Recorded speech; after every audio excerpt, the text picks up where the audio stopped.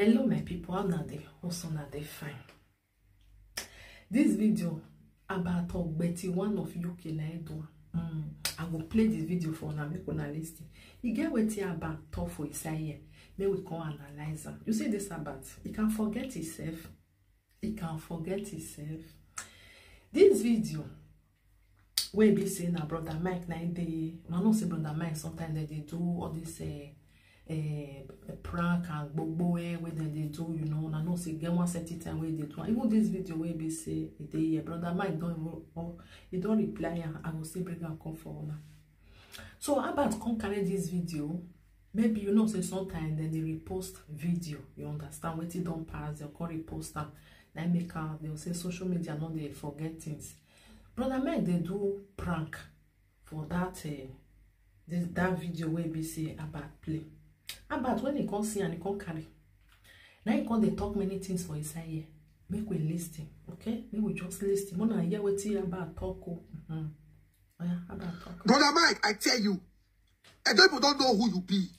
You be Igbo boy where they create problem for the state. We don't know you, and people don't already identify you. You see the beats when you receive today. If now before when they speak for the masses, everybody will go, hey, brother Mike. So about Obaze, you know say brother Mike before they speak for the masses. Why? When he come make brother Mike can't change? Wazobia. No be you give him money. We can't stop, you not gonna talk. About Obaze. No be you give him money, you can't tell them say me not gonna they show people what did they go on for those states. Really, that time brother Mike was doing well. Any road way no good, they go come they break out. Obaseki yo, come see here oh. About come they cry. How you go they draw your papa? Now say na, no say na Obaseki down. You come they cry. Why you they draw your papa? Why you they do all these things? Everybody know. That time we don't know say brother Mike don't collect Wazobia from Ambat. Brother Mike can't change. You know what they do again because they don't use money to cover him mouth. About Obase. Yeah. They will protect you. But today they descend on you. Even with this guy, GRA chairman, will rescue you. Therefore, beat you well to tell you how the masses are angry. Because you are working for APC. You, mama prick. What they call that time where they work for Una, everything was okay. You can't leave Una. But you too they deceive people. I don't know people when still they believe you. Most people they still they believe you when it comes to politics. I know they talk about maybe somebody bring a issue can't give you say somebody I buy something for somebody hand or you know bring that something come or like the way be say visa problem take on. Not be those one. When it comes to politics, you too lie about. You too they deceive people. You they want make people know say now you be the best. Now lie. You use money to cover brother Mike mouth. You collect 200 million. 200 million. Only you want collect. About Obase. Mama P, Cassie, Curtis, Egogo. These are non-indigenous. These are non-indigenous causing problem in our state. And people don't already know say you are not part of us. You are not going to destroy our state. Make me watch the video when they take. So you know say it was not part of us. You go give her money. Hey, what the you walk oh. It don't reach like this. So you don't know, say, brother Mike is not part of Edo State.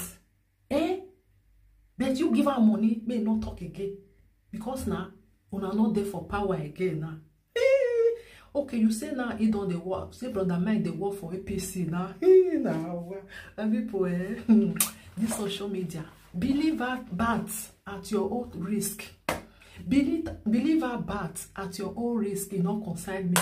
You don't concern me. No. With your bad, you can't forget. Say hi.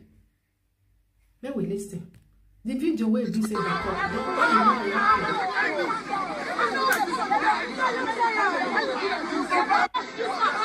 I don't want to forward the video. Pizza.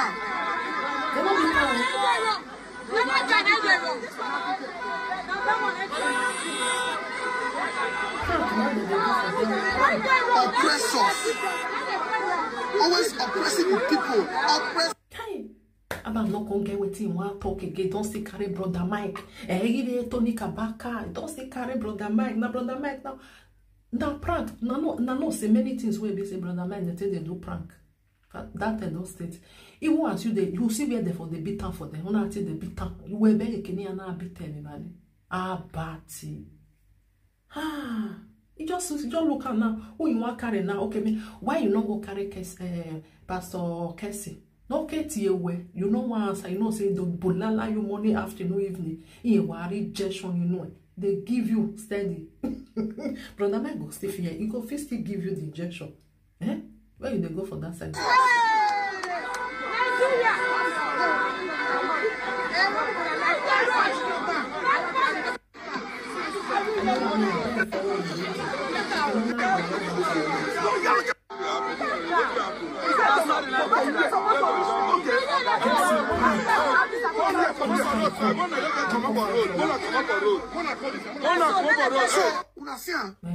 The people they social media, they know who be their enemies. Now you, Brother Mike, Cassie. Now you be number one enemy of Edo State. Number one enemy of Edo State. Now you think say na lie? Ask people now. If you just ask people, now you be the number one. You will just carry 200 million when they want to do better thing for Edo State. You can't sit down for UK. You want to tell us say now you can't be our friend. You. So the rest people where we say they not carry the money where you carry, they can't be enemy of Edo State. As that you are the number one enemy of Edo State. You will see say people they do something. You say that thing now you want to see they do. You don't feel do one. You feel a jealousy no go where God forbid bad thing. Oh, you tell him. Mama prick. Egogo. No mind them. And we know the enemies of the land. You are the number one. Abatombaze is number one or Betty one. The enemy of the land. Now you carry our back on. Now you. Those people when you call their name, they never do that kind of thing. They know the sword the way you take the sword, so they know they bring people down. They know they see people they progress, make them they face. Are you?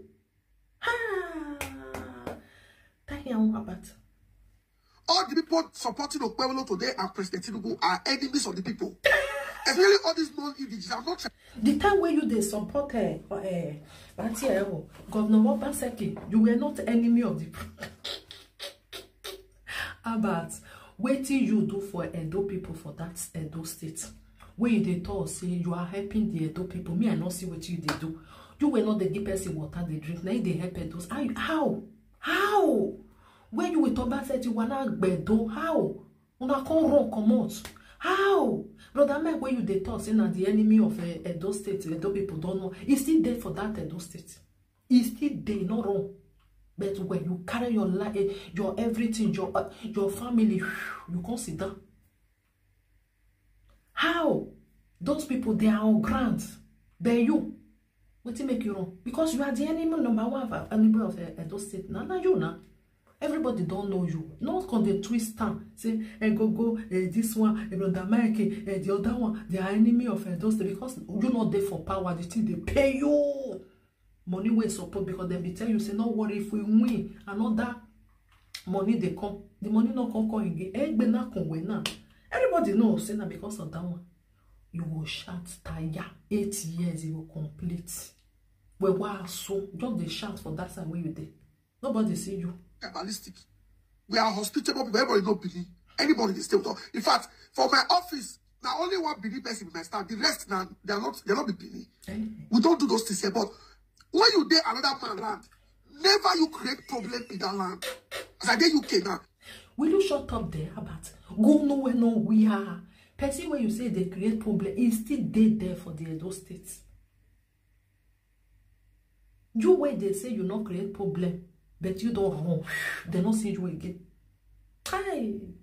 Anybody where they believe about when it comes to politics, you are your own. You see about he go the turner. You know what make una know the truth. Una don't ever hear say about tell us how much way Governor Obaseki give her. The answer is no. He will never. Now only that day the thing come out for a matter. We can say 200 million. About Ron come out come tell us say he use money to cover Brother Mike mouth. how much? I been a 7 million something, I been a 9 million. Now it take cover him mouth. Now remember, say brother maybe they tell us everything. If they show one, that one can't still live and make they use money take cover him mouth. Now that can say brother Mike now from Igbo. About oh, we there here. Where is it so? Where is it so? We there here. We go to watch you anyanya. About you the cry? We want so. People when you say they be enemy of progress, enemy of Edo State, they're there for the Edo State. Where you there now? You don't run. You back at all where you lay. Yeah, the smell. Just the cry for them. Video where be say person do. You not can see what you want to do now. Or you want to drag now. You can go carry brother Mike come back. Can say here they beat out. You see where they for the beat out in the video. You not see some people they laugh under there. You not see her. Hi, they can pay 8 years. You will complete. How am you so? Nobody see you. The time when they give brother Mike money, you don't know say not be from Edo State. Yama. I beg please help me to love and like and share this video. I dare here to analyze the about Obaze or they name if you they talk you they think say people why they know people where even they watch you they not going to ask you say about why you come know say now today now brother Mike say not be from Edo State. Let me make you give her money. Bye my people.